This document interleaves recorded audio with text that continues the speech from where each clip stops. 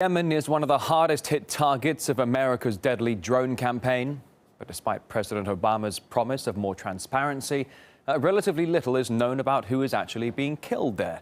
RT's Lucy Kafanov was able to reach one Yemeni village where a community has been devastated by the effects of drone strikes. It says no faith for the one who has no trust. But both are now in short supply in this part of Yemen.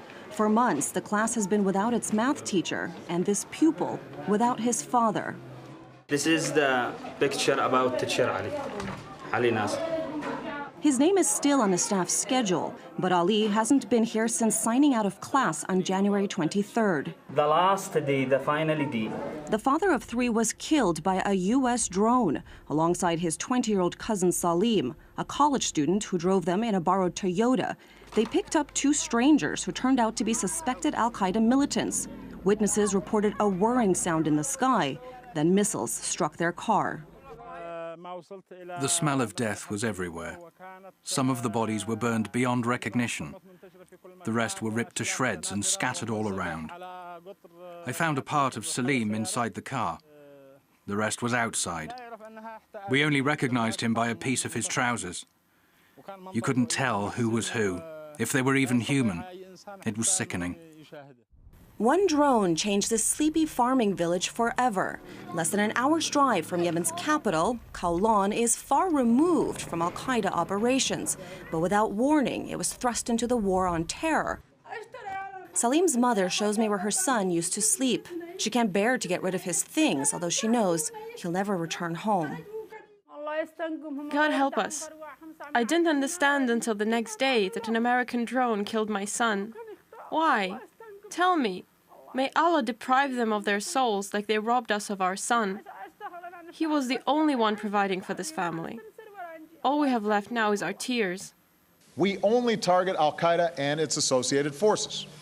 And even then, the use of drones is heavily constrained. Before any strike is taken, there must be near certainty that no civilians will be killed or injured. The highest standard we can set. Allahu Akbar. Except there was a deadly failure. Yemen's Interior Ministry confirmed the cousins had no links to terrorism. In a country where tribal ties surmount all, the loss was felt far beyond the family. The White House has never acknowledged the deaths, let alone the strike. But Mohammed shows me the evidence. This is what killed them. What's thought to be a fragment of a Hellfire missile launched from a drone. The U.S. believes this is its best weapon against al-Qaeda. Although not officially at war in Yemen, the covert drone campaign has been dramatically ramped up here under President Obama. Yemen's al-Qaeda threat is real. It's plotted attacks on international airliners and caused hundreds of deaths. The CIA describes it as the most dangerous and active branch of the terrorist network. The defense is that drone strikes have seriously damaged al-Qaeda's ability to plan attacks, but critics here say it's doing the exact opposite. It has not contained the growth of al-Qaeda, and in fact, it may have contributed to the growth and expansion of al-Qaeda. And at some point, when al-Qaeda becomes large enough and powerful enough, then it will be able to inflict serious damage. The U.S. war on terror has no borders, often waged remotely with cruise missiles and drones.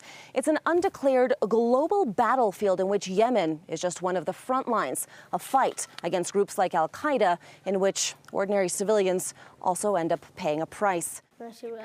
I asked Obama to bring my dad back to life. All the kids at school have their fathers, but we don't.